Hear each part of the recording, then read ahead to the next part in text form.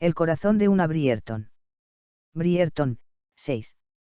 Autora, Julia Quinn. Traducción, Mireia Terés Loriente. Audiolibro hecho por Aikaba Torayami. Capítulo 16. Pero, como me has escrito, Francesca lleva los asuntos de Kilmartin con admirable habilidad. No es mi intención hurtarle el cuerpo a mis obligaciones, y te aseguro que si no tuviera una suplente tan capaz regresaría inmediatamente. De una carta del conde de Kilmartin a su madre, Ellen Sterling, 2 años y medio después de su llegada a India, escrita luego de mascullar, y no contestó mi pregunta. A Francesca no le hacía ninguna gracia considerarse cobarde, pero cuando la única otra opción era ser una tonta, prefería la cobardía. Alegremente. Porque solo una tonta se quedaría en Londres, incluso en la misma casa, con Michael Sterling, después de experimentar su beso. Ese beso fue. No quería pensar en eso. Cuando lo pensaba no podía evitar sentirse culpable y avergonzada, porque no debería sentir eso por Michael. Por Michael no. No estaba en sus planes sentir deseo por nadie. Realmente, lo más que había esperado sentir por un marido era una moderada sensación de agrado, experimentar besos que le resultaran agradables en los labios pero que no la afectaran para nada en otros sentidos. Eso le habría bastado. Pero eso. Michael la había besado. La besó y, peor aún, ella le correspondió el beso, y desde ese momento no podía evitar imaginarse sus labios en los de ella, y luego imaginárselos en todas las partes de su cuerpo. Y por la noche, cuando estaba acostada sola en su enorme cama, los sueños se le hacían más vívidos y se le deslizaba la mano por el cuerpo, hasta detenerse justo antes de llegar a su destino final. No debía fantasear con Michael. Eso estaba mal. Se habría sentido terriblemente mal por sentir ese tipo de deseo por cualquier hombre, pero por Michael. Era el primo de John. Era el mejor amigo de John. Y el mejor amigo de ella también. Y no debería haberlo besado. Pero, pensaba, suspirando, fue magnífico. Y por eso había preferido ser una cobarde y no una tonta, y huyó a Escocia. Porque no creía tener la capacidad de resistírsele si volvía a presentarse la situación. Ya llevaba casi una semana en Kilmartin, intentando sumergirse de lleno en la vida normal y cotidiana de la sede de la familia. Había muchísimo que hacer, llevar las cuentas, visitar a los aparceros, pero ya no encontraba la misma satisfacción que sentía antes al hacer esas tareas. La regularidad de sus tareas y obligaciones debería calmarla, tranquilizarla, pero hacía todo lo contrario, la hacía sentirse desasosegada, y no lograba concentrarse, no lograba centrar la mente en nada. Estaba nerviosa, agitada, distraída, y la mitad del tiempo se sentía como si no supiera qué hacer consigo misma, en el sentido más literal y físico. No lograba estarse quieta sentada, por lo tanto había tomado la costumbre de salir de la casa, con sus botas más cómodas, y caminar durante horas y horas por el campo hasta quedar totalmente agotada. Eso no le servía mucho para dormir mejor por la noche, pero, de todos modos, al menos lo intentaba. Y eso era lo que estaba haciendo en ese momento, con mucha energía, acababa de subir a la cima de la colina más alta de Kilmartin. Jadeante por el esfuerzo, miró los nubarrones oscuros en el cielo, tratando de calcular la hora y la probabilidad de que lloviera. Era tarde, seguro, pensó, ceñuda. Debería volver a la casa. No era una gran distancia la que tenía que recorrer, simplemente bajar el cerro y atravesar un campo cubierto de hierba. Pero cuando llegó al majestuoso pórtico de la mansión, había comenzado a lloviznar y llevaba la cara ligeramente mojada por diminutas gotitas. Se quitó la papalina y la sacudió, agradeciendo haber recordado ponérsela, pues no siempre era tan diligente. Iba en dirección a la escalera para subir a su dormitorio, donde pensaba que podría disfrutar de un buen chocolate con galletas, cuando apareció Davis, el mayordomo, delante de ella. «Milady», dijo, claramente deseando su atención. «Sí. Tiene una visita». «Una visita», repitió ella, frunciendo el ceño, pensativa. La mayoría de las personas que solían ir a visitarla en Kilmartin ya se habían trasladado a Edimburgo o a Londres. Para pasar la temporada. «No es exactamente una visita, milady». Michael, pensó. Tenía que ser él. Y no podía decir que eso la sorprendiera. Se había imaginado que él podría seguirla, aunque, en ese caso, supuso que sería inmediatamente. Pero al haber transcurrido ya una semana, había comenzado a considerarse a salvo de sus atenciones. A salvo de su reacción a esas atenciones. ¿Dónde está?, preguntó a Davis. El conde. Ella asintió. Esperándola en el salón rosa. Llegó hace mucho rato. No, milady. Francesca hizo un gesto de asentimiento, indicándole que ya no lo necesitaba, y obligó a sus pies a llevarla por el pasillo hacia el salón rosa. No debería temer tan intensamente ese encuentro. Solo era Michael, por el amor de Dios. Aunque tenía la deprimente sensación de que ya nunca volvería a ser, solo Michael. De todos modos, había ensayado mentalmente 1.000.000 de veces lo que podría decirle. Pero en aquel momento todas las perogrulladas y explicaciones le parecían bastante inadecuadas, cuando estaba a punto de decirlas en voz alta. «Qué alegría verte, Michael», podría decir, simulando que no había ocurrido nada entre ellos. «Oh, tienes que comprender que eso no cambiará nada, aun cuando todo había cambiado». O podría dejarse guiar por el buen humor y comenzar con algo trivial, por ejemplo, «¿Te puedes creer qué tontería fue todo eso?». Aunque claro, dudaba que alguno de ellos lo hubiera encontrado tonto. Por lo tanto, aceptó que simplemente tendría que inventar algo en el momento e improvisar, y entró en el famoso y hermoso salón rosa de Kilmartin. Él estaba de pie junto a una ventana, observando si ella llegaba, tal vez, y no se volvió cuando ella entró. Se veía fatigado por el viaje, y tenía la ropa algo arrugada y el pelo revuelto. No habría cabalgado todo el trayecto hasta Escocia, supuso, solo un tonto o un hombre en persecución de alguien hasta Gretna Green haría eso. Pero había viajado con bastante frecuencia con él, por lo que sabía que lo más probable era que hubiera viajado con el cochero en el pescante una buena parte del camino. Él siempre había detestado los coches cerrados para viajes largos, y más de una vez había preferido viajar así bajo llovizna y lluvia antes que ir encerrado con el resto de los pasajeros. No lo llamó, aunque podría haberlo hecho. Con su silencio no iba a ganar mucho tiempo, él se volvería a mirarla muy pronto.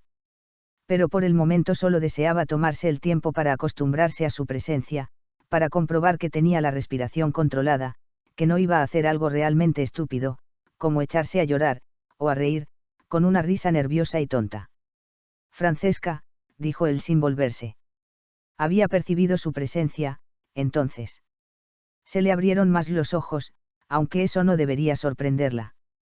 Desde que estuvo en el ejército, él tenía una capacidad casi felina para percibir su entorno. Probablemente eso lo mantuvo vivo durante la guerra. Al parecer, nadie podía atacarlo por detrás. «Sí», dijo, y luego, pensando que debía decir algo más, añadió, «espero que hayas tenido un agradable viaje». «Muy agradable», dijo él, volviéndose. Ella tragó saliva, tratando de no fijarse en lo guapo que era. Prácticamente la había dejado sin aliento en Londres. Pero ahí se veía distinto. Más fiero, más primitivo. Mucho más peligroso para su alma. ¿Ha ocurrido algo en Londres?, preguntó, con la esperanza de que su visita tuviera algún motivo práctico. Porque si no lo había, quería decir que había venido por ella, y eso la asustaba de muerte. «No ha ocurrido nada», contestó él, «aunque sí traigo una noticia». Ella ladeó la cabeza, esperando que continuara. «Tu hermano se ha comprometido en matrimonio». «Colin», exclamó sorprendida.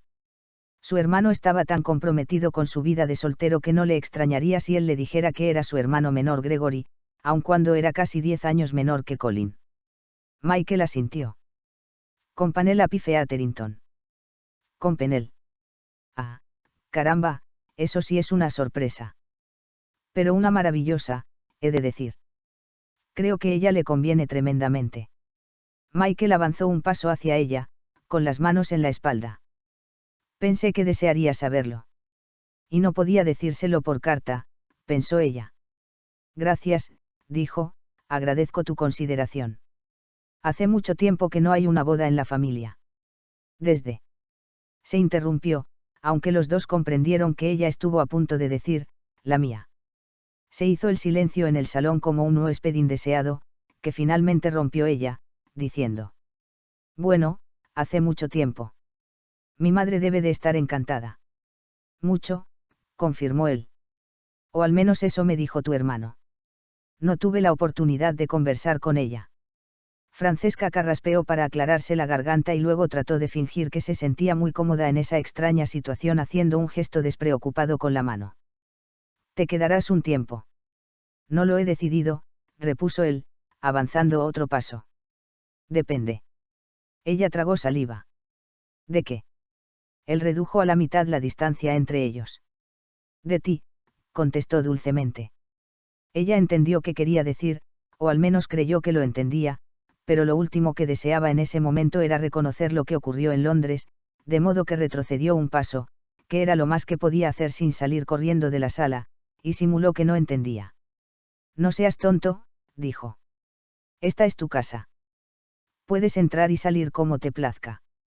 No tengo ningún control sobre tus actos.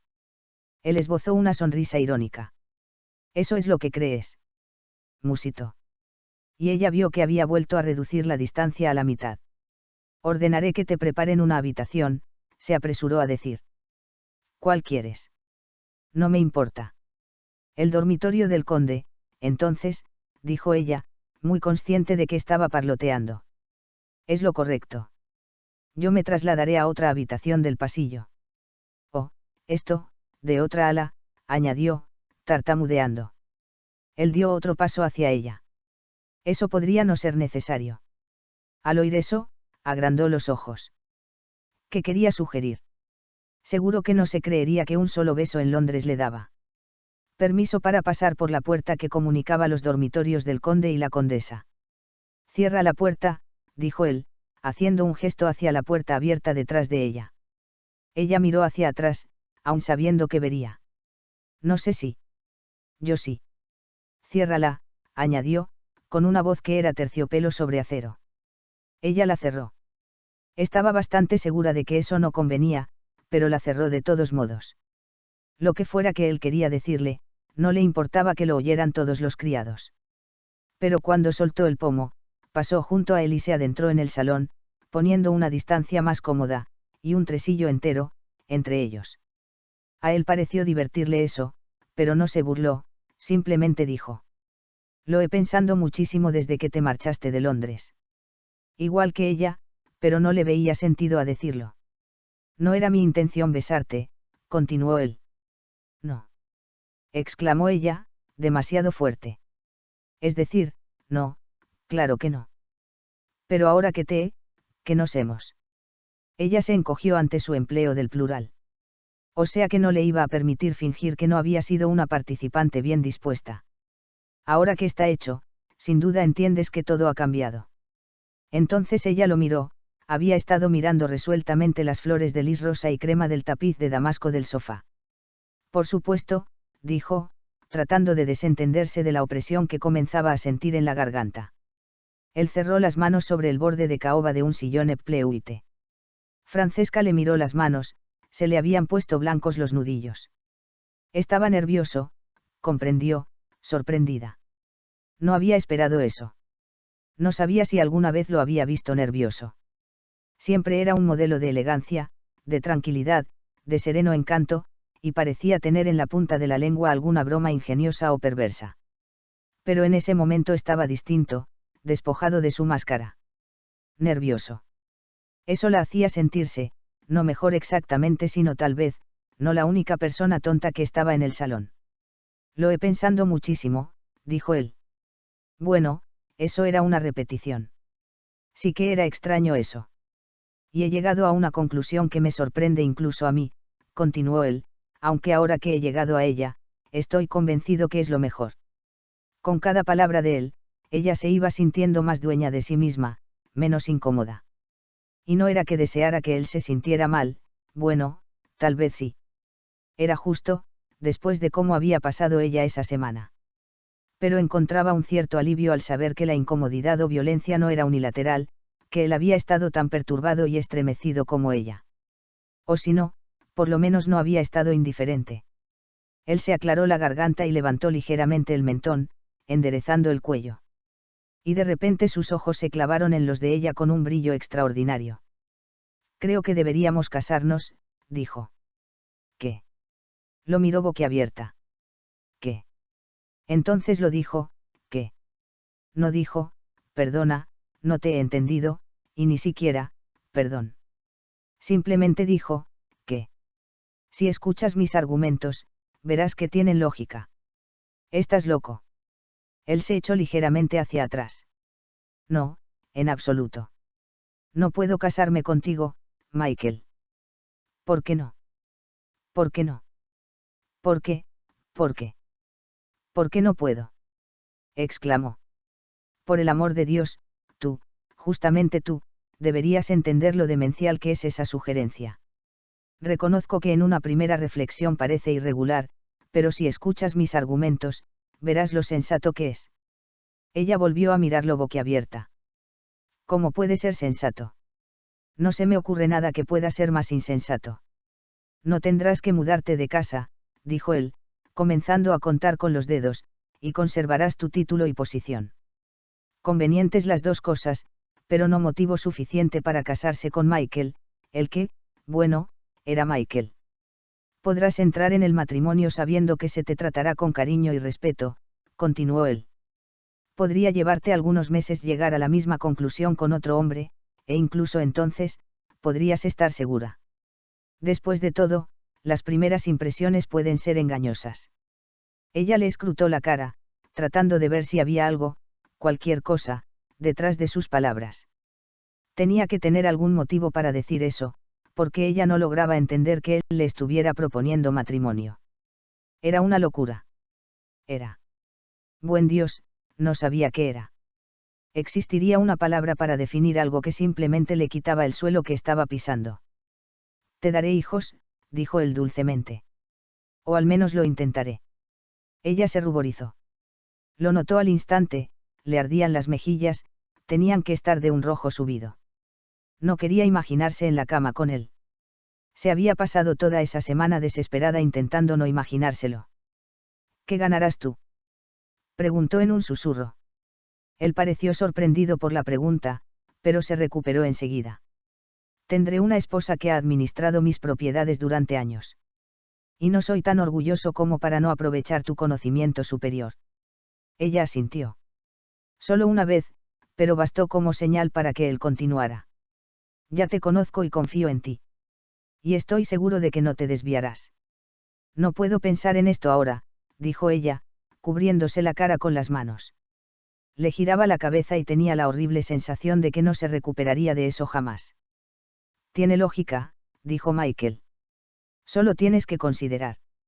No, dijo ella, desesperada por encontrar un tono resuelto. No resultaría. Lo sabes. Le dio la espalda, pues no quería mirarlo. No puedo creer que hayas considerado. Yo tampoco lo creía cuando me vino la idea, admitió él. Pero una vez que la tenía, no pude dejar de pensarla y pronto comprendí que tiene perfecta lógica. Ella se presionó las sienes. Por el amor de Dios, porque seguía perorando de lógica.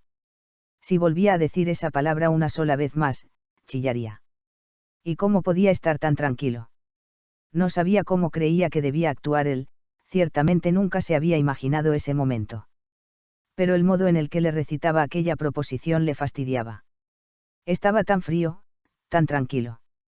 Un poco nervioso, tal vez, pero sin emoción, no tenía comprometidas sus emociones.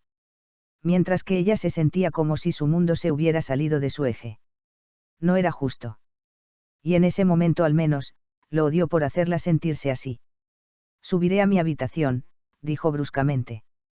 Mañana por la mañana tendré que hablar contigo acerca de esto. Y casi lo consiguió. Ya iba a más de medio camino hacia la puerta cuando sintió su mano en el brazo, suave pero sujetándola con implacable firmeza. Espera, dijo él, y ella no pudo moverse. ¿Qué quieres? Musitó.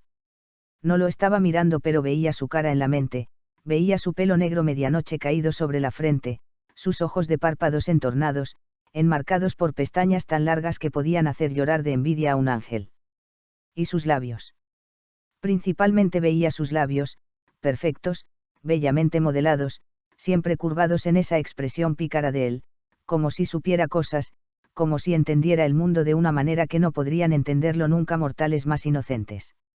Él le subió la mano por el brazo hasta los hombros y se la deslizó suavemente, como una caricia de pluma, por el lado del cuello. Y entonces habló, diciéndole con una voz grave y ronca que le llegó hasta el fondo de su ser. ¿No deseas otro beso? Continuará.